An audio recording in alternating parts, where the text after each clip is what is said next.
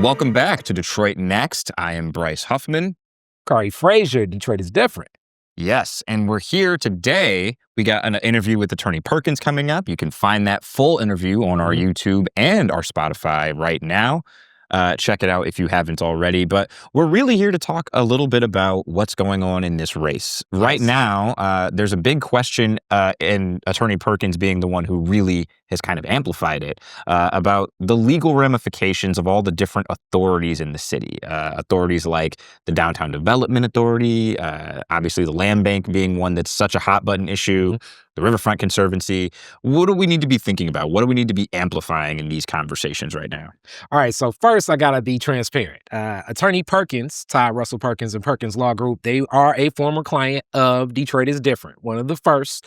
And just knowing him in his legal mind, he's been a trusted legal source for so many city governments. He served as corporate counsel for municipalities, and still his firm does now, currently, done a lot of legal business with the city of Detroit. So his understanding of how to best represent a city, he has some experience that no other candidate has from that legal backing. But what he spoke to is something that I believe all candidates definitely in position are speaking to. How do we balance the best opportunities with all of the contracts of everything going on? Land bank, because everybody knows that it's like, okay, it looks like that's a wrap. But Right. even as that's a wrap, what happens when that moves forward? Where does that go? What's going to happen with that relationship? And then another one that really is very important when we look at an entity that got a lot of ARPA funding, and ARPA funding will not be as abundant as it once was, and that is GLEWA, the Water Authority, and that relationship to the city of Detroit, Belle Isle as well. These are things that need to be explored and looked at, and we need to make sure that we're protecting the assets of the city of Detroit on behalf best for the city of Detroit. We need a mayor that's going to advocate for that. So there's so many candidates, and a lot of people have asked me, like, how do you even weed through all the information about who's qualified to handle what problem? How have you been talking to people about that? It's unique. It's kind of like playing video games for those that play video games. And, you have like the sports games where it's like one player's good here, another player's good there. Like this person's fast, that person's agile. This is a great passer. This is a great person that can read defense. It's a lot of candidates that I think would be very skilled at taking on the task of being the executive for the city of Detroit. The challenge is, at this time, we really don't know, as far as what I'm thinking, and many people are thinking, the challenges that we're ahead of, because we don't necessarily know what type of funding will be available for the city of Detroit. And it's not just Detroit, it's a lot of cities that are predominantly Black, but definitely with Black leadership, with that relationship with the federal government no longer being open to the city of Detroit like we expect. And the state government, as we see, definitely has not necessarily been that friendly with the city of Detroit either. So we're really thinking, who can manage the storm? Is so much needed for the city of Detroit. A lot of great ideas, but who can manage with limited resources to keep the quality of life that people have felt, that feel that they're taken care of, but more so a lot of the voices in community that feel like they've been neglected? How do you spread that out? Right, and obviously one of the realities that the candidates are facing right now is that there are a lot of undecided voters in Detroit. There's a lot of people who may just sit this one out entirely. Hopefully that's not the case. If you are registered, please vote. If you're of age, please register so you can vote. But there's still a lot of people that don't really know who they're going to vote for. When you're thinking about the qualifications for the candidates, what ranks as most important to you? See, and that's what, like I say, it's like that video game thing. So definitely understanding the mechanics of where our city stands is very important from like that mind when I'm thinking more cerebral. But the reality is, Detroit needs a Detroiter that really represents and stands with the people. The Duggan administration for years, I mean, just the reality, a white mayor in a predominantly Black city, the alignment and that understanding, like, what we're going through. And that is another elephant in the room about what's happening in neighborhoods, and neighborhoods not necessarily feeling a part of the quote unquote revitalization of the city of Detroit. Right. So I really think that we're looking for someone that can identify with Detroit. People speak glowingly of those years of the Coleman Young administration. And when I say people, I'm talking about people throughout neighborhoods. Right. People speak glowingly of the early years of Mayor Kilpatrick. I know right now, especially in a lot of media outlets, people look at Mayor Kilpatrick as if he's a pariah. But the reality is that a lot of people still identified and felt that he represented a understanding a tone, a sense of community.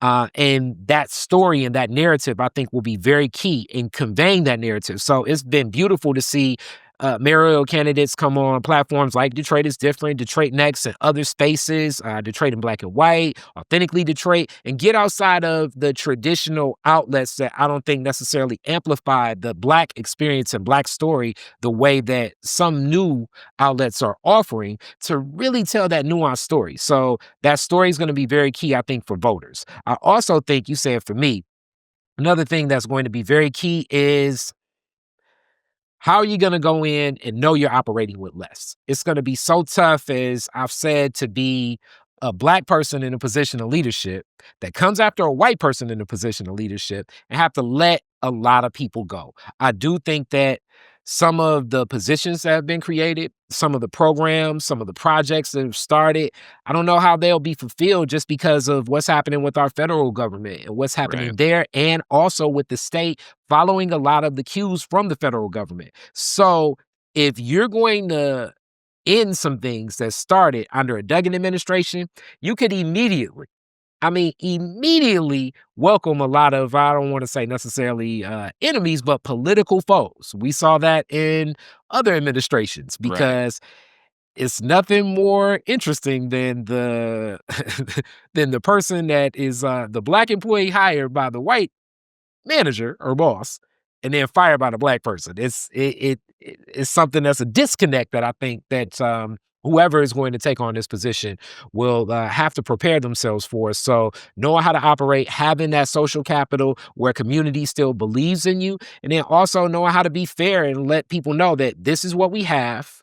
It's not all we want, but with what we have, these are the best ways that we can move forward and making sure community really feels included in that decision making. Yeah, I think you highlighted something that has really popped up in a lot of the conversations I've had with younger voters, or younger Detroiters, I should say, because not all of them may end up voting. Mhm. And they're looking for someone who is willing to recognize the reality that we're going to have less, Mhm. but someone who can also stand up to the criticism that's going to come their way. Yeah. Whoever gets elected, they're going to have less resources unless Mhm. some miracle happens, right?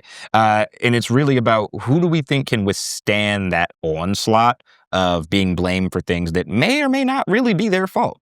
And I think Mhm. that's something that we're still waiting to see a candidate who really emerges as the person that makes us feel comfortable with that reality. And I do think that they are emerging, but with the options, it's many undecided voters, and people are some making the decision, but some are really very supportive of those candidates that they're supporting.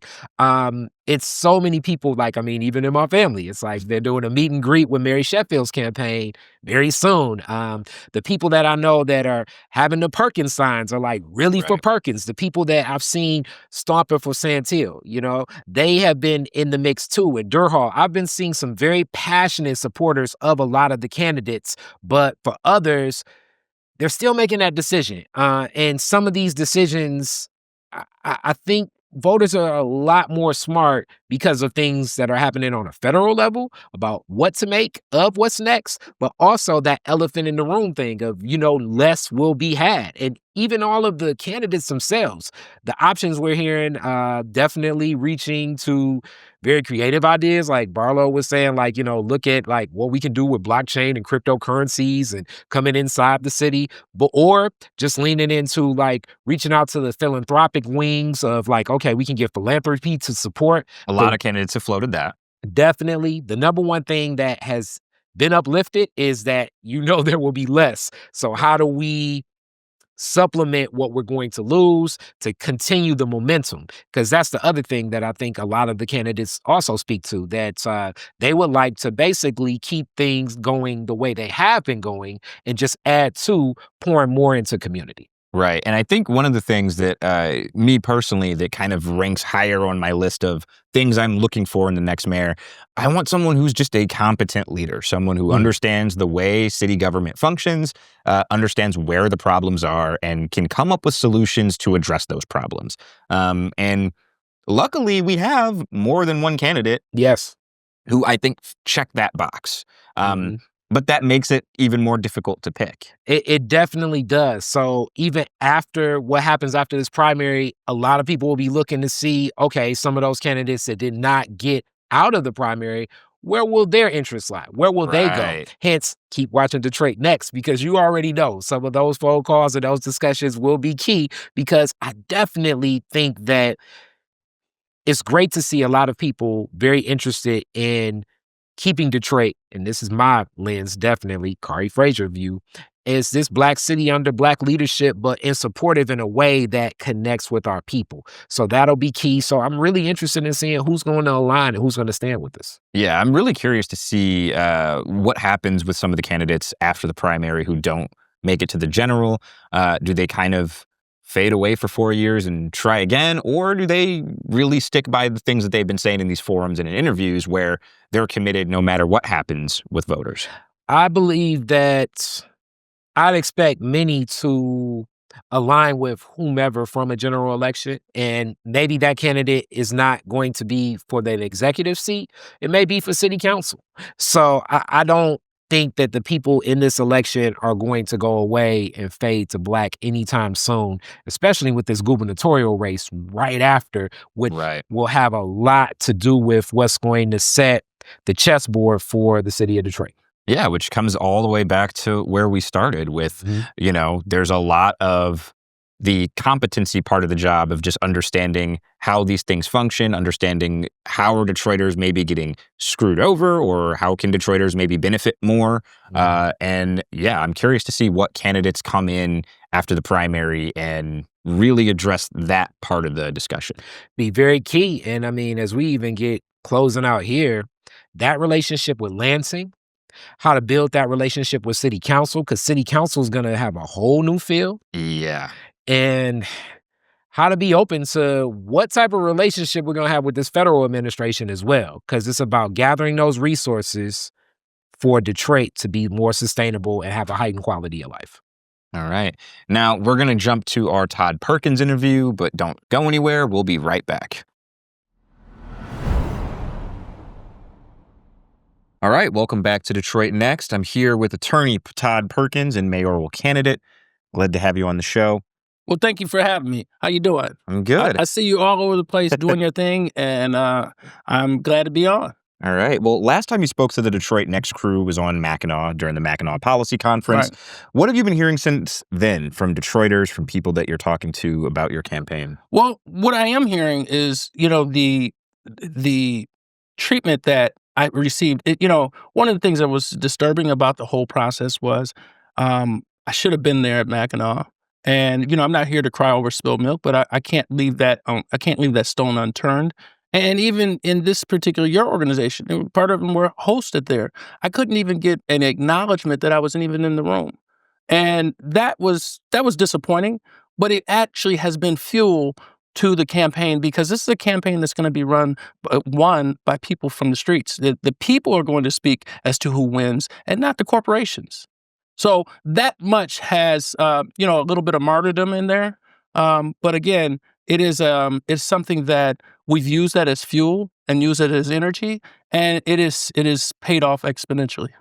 All right. Well, we know that elections, especially in the city of Detroit, can sometimes become popularity contests. hmm How are you talking to people about avoiding that? And how are you talking about your qualifications? Essentially, you're an attorney, you have that experience. Why does Detroit need an attorney at the helm in the mayor's office right now? I mean, it almost seems like that's a rhetorical question, because I would just say you do need an attorney, particularly in a time where we're dealing with potentially constitutionally challenged times, but also all the agreements that come through an office.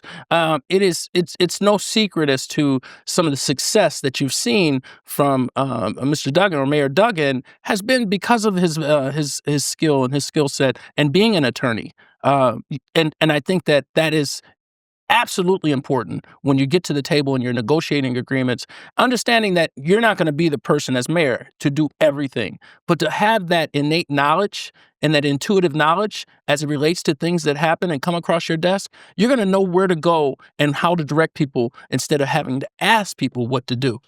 You know, you mentioned the negotiation part of it. What are some of those big fights that if elected, you'll be up against right away as mayor? Well, one of the things I want to change as mayor, I want to deal with the unions more. Um, I won't say that the city has been dishonest in their dealings with the unions, but I want to be more upfront and forthright. I want to deal with them in a proactive way rather than having them having to extend contracts that have expired, because it takes, there's an element of morale there. I think if you let people know and you're transparent in what you do, it's worked in the practice of law. It works in life. And I think it will work in business and in business for the city as far as inspiring people to give a little bit more because it's important to the city. So that's one aspect of it. There's a lot of other areas that we have to look at, contracts that have been made, agreements that have been made that have taken power away from the city. So all of those things I want to look at. When you mention those agreements that have taken power away from the city, can you be a little specific here? Well, I mean, look at the bankruptcy that we had. The bankruptcy essentially gutted Detroit from a revenue perspective in order to pay off debts that the city had accumulated over years. That would be the general topical thing that people would say. And we don't control or it's Huntington Place today. We don't have the revenue from the tunnel. We don't have the Detroit Zoo. We don't control the DIA. And it seems as though every time the city of Detroit gets involved in an authority, it loses power. It loses an ability to monetize things. Belle Isle. So those are the things that I would like to look at, and some of those agreements I want to engage the idea of renegotiating. And so looking at those contracts and looking at those agreements, looking at what we're at in the bankruptcy, because we should be out of oversight fairly soon, and we're up and running, and let's continue this running and continue that momentum. Let's stick on this thread of the authorities and the relationship we have to them. Yes. What would you say needs to be kind of the legally binding relationship between the city of Detroit and some of these authorities, like the Detroit Land Bank Authority, like the Riverfront Conservancy?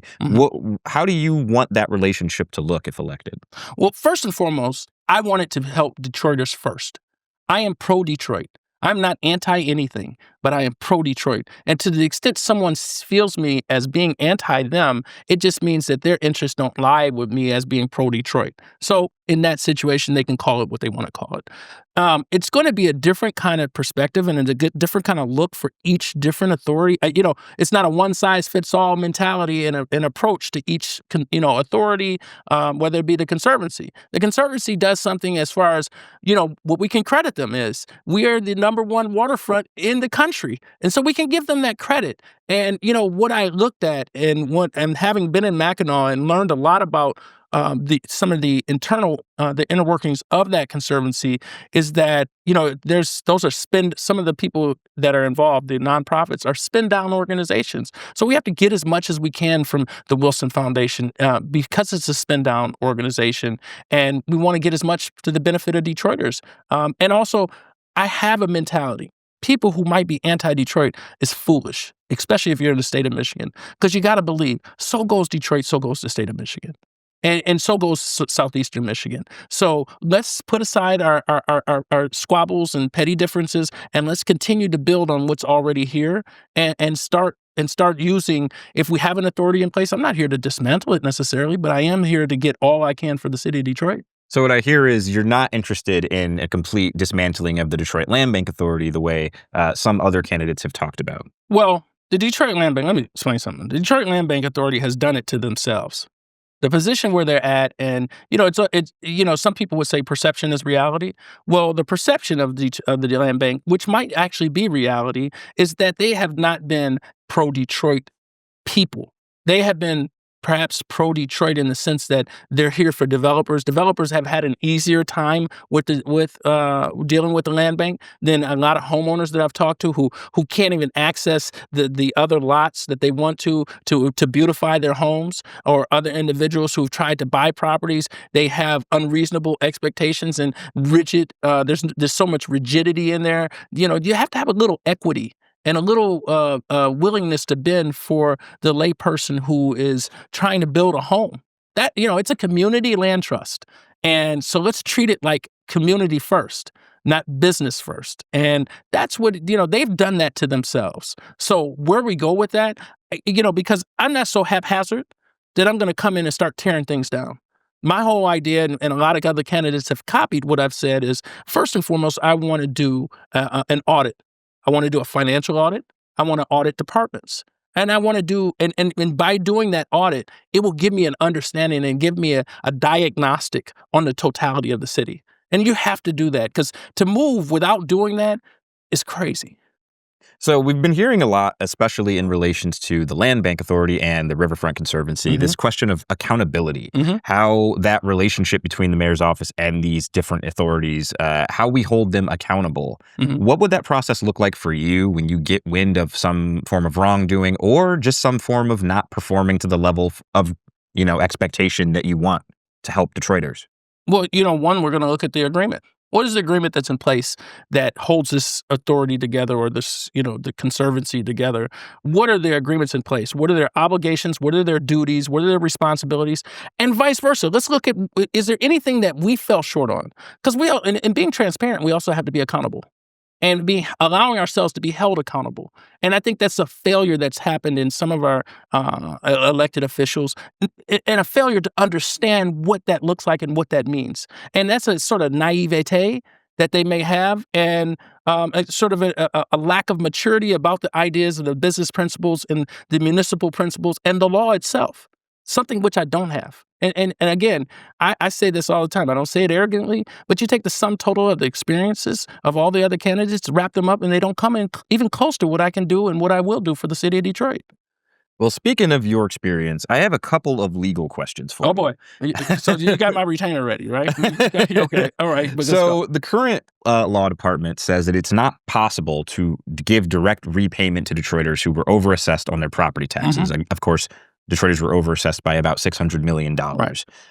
What do you think of that situation? Is there a legal maneuver to directly pay Detroiters? Or if there's another maybe way to solve that issue, what are you thinking there? Okay. So the only one who really has access to that information, other than what can be acquired through Freedom of Information Act requests, is the administration. So I would, as a lawyer, I would assume that Conrad Mallett is speaking honestly and ethically and being transparent in that regard. And, you can also look at our balance sheet. We have a $1.5 billion discretionary budget, all of which we need to continue to, at least that much, beyond before the grant writing that comes in and everything like that, to run and operate the city. There's not $600 million there. I don't think it takes a rocket scientist to know that. But I do believe that one thing about it is, let's deal with the human component. And we as people and we as Detroiters and, a lot of people are always willing to they're forgiving. We are a forgiving city. We have, we are, I call us the land of second chances. We've seen a lot of people who've fallen, and we've been there to pick them up. And if they want to be picked up, and once, twice, thrice. But in this situation, I just don't want to run from the fact that, let's deal with the retirees too. Let's, imagine that would be the next question you have. So, I can read the tea leaves. First and foremost, let's do this. I'm sorry. That's accountable. That's, and I'll tell them, like my grandfather used to say, you can't squeeze blood out of a turnip, or a rock. And right now, the city is a rock. That $1.5 billion, we need every bit of that, plus more, because we're going to get some out of our president. We're going to get some, because I'm just confident in doing that. And I'm also confident there are other access to revenues that we will find. But again, to say what I would specifically do without knowing the numbers, without knowing everything, again, that would be haphazard. That would be immature. Because I'm speaking without the specific knowledge in order to answer that question. And some people who would answer that question, they're just telling people what they want to hear. I'm not here to do that. I'm here to be honest, and sometimes it hurts. You spoke a little bit about this on Mackinac, but I want to give you a little bit more time to delve into this. And if you haven't seen that interview, it's on our YouTube. Go check it out. The full interview from the Mackinac Policy Conference, same as all the candidates who were there. You talked about being uniquely qualified to handle the retiree pension obligations, some of the financial burdens that we're going to be up against no matter who gets elected. Can you just flesh out a little bit why you are the candidate who can address those specific concerns better than anyone else? Well, let me say this.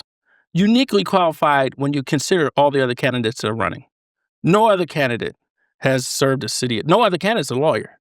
And I think that's important when we talk about the issues of contracting, the issues of the written word is going to, I wouldn't want the city to be impaled on the written word from someone who doesn't understand it. Obviously, there'll be people who are advising an individual, but having that knowledge, again, I use that word again, innately or intuitively and instinctively, it's going to add to what I can offer.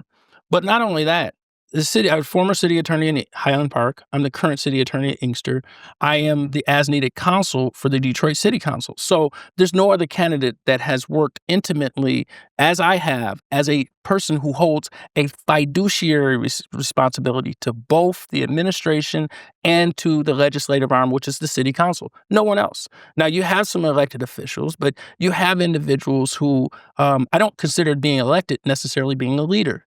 I've demonstrated leadership just in other things. We touched about it on reparations. It wasn't something that I was initially involved with, but I heard about it. I took the charge up. I took the mantle. I ran with it. I've done the same things with Black Lives Matter. I've done the things that would inspire people to want to be better and to do better. So that idea of leadership is something that was born in me by my parents. And, you and I have it from the idea of being men for others.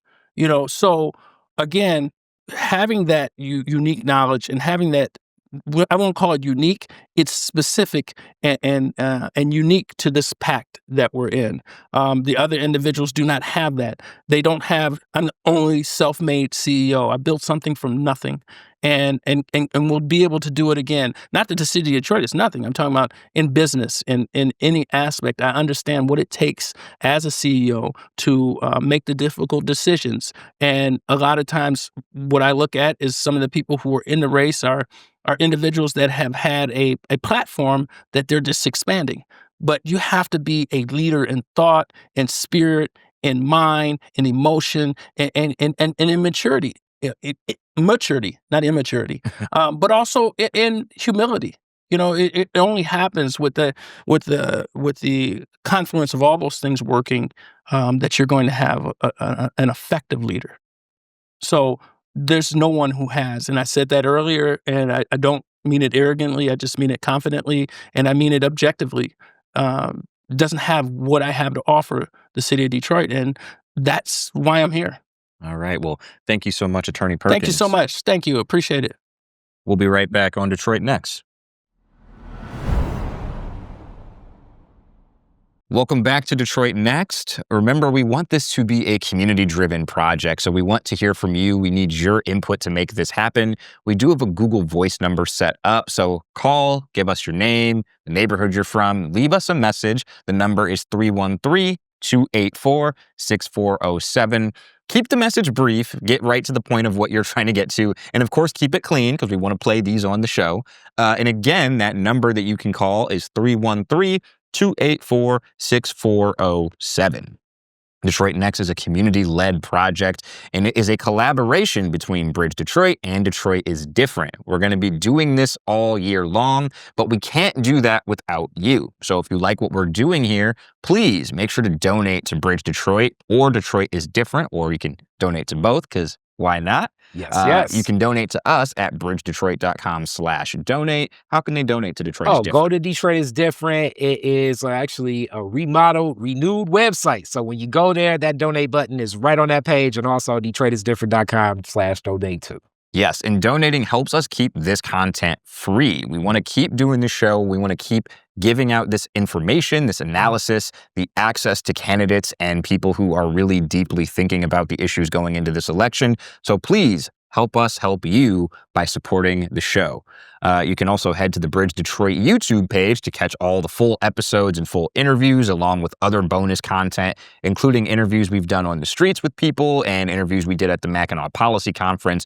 All of it's there on our YouTube. But if you're someone like me who prefers the audio version of a show, you can also find us on Spotify, Apple Podcasts, iHeartRadio, Amazon Music, and of course, DetroitNext.podbean.com. We're going to be doing this all year long, even after the November election, because there's going to be so much to unpack still. Oh, yeah. So make sure that you subscribe to the show so you can get those episodes as soon as they drop. And of course, make sure to follow us on all our social media platforms for Bridge Detroit and Detroit is Different. All right. Thank you so much. And make sure you stay tuned to Detroit Next. Peace. Peace.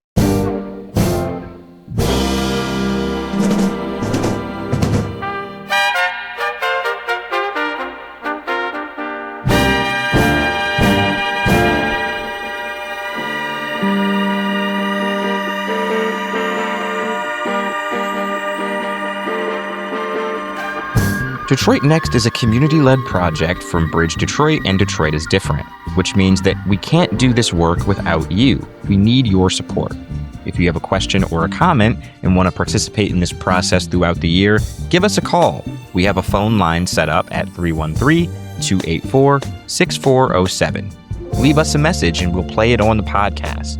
If you like what we're doing, head to bridgedetroit.com and subscribe to our newsletters. All of that content, again, is free, no paywalls for anybody. We're trying to make this as accessible as possible. Head to our YouTube channel to get full episodes and interviews along with extra content throughout the year. You can also find the audio version of this podcast on Spotify, Apple Podcasts, iHeartRadio, Amazon Music, and DetroitNext.podbean.com. We're going to be doing this all year long, so stay with us. Follow Bridge Detroit and Detroit is Different on your favorite social media platforms and take this ride with us. Thanks.